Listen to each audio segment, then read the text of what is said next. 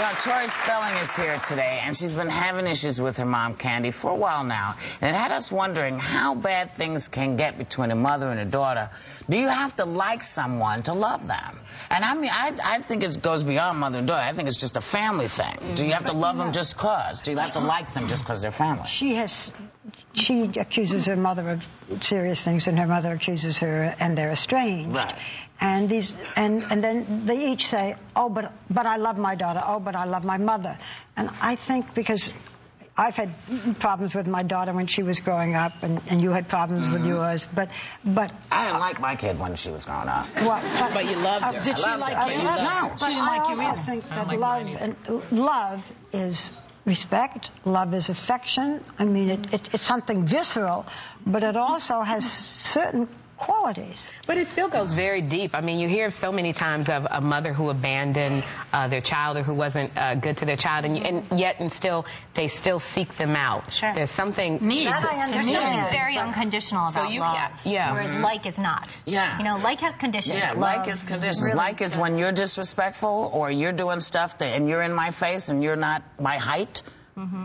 And you're being a bonehead? Right. Yeah. I don't like you. Yeah, but you can say to the child, I don't like you at this moment. Right. It's not, I don't like you in a global way. I don't, at this moment. Globally. I meant it globally. I did not like her because she was one of those teenagers who was a pain in the behind. But you didn't feel you had any responsibility for that? No, I didn't. Why not? You raised her, didn't you? Because it's something about when we hit 16, when you are a teenager, 14, you make certain decisions.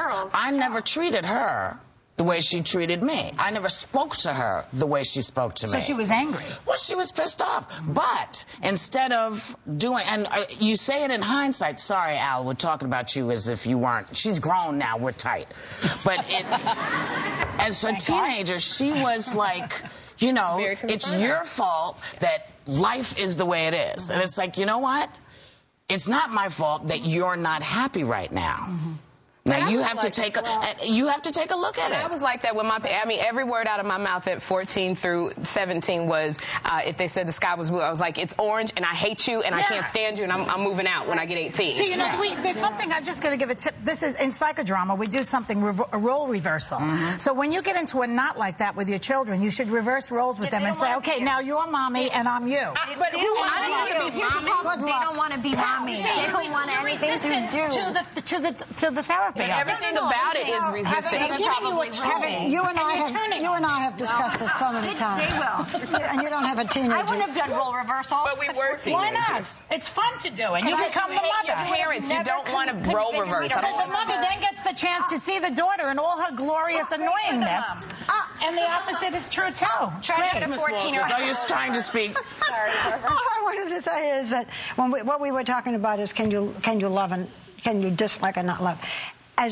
And my daughter went through a lot of stuff, and you all know, I think, you know, how close and how much. But there were two things she never said. She never said, I hate you. Oh, that's good. And even though she's adopted, and it touches me, she never said, and you're not my real mother. Right. Wow. So, you know, under all of the anger and unhappiness with herself and whatever, I always knew there were those. I mean, it makes me. I'm crying over the singer. I'm crying over my daughter. Here's the great thing. Al, my daughter, has 3 children, and now she spends a lot of time saying, "I get it.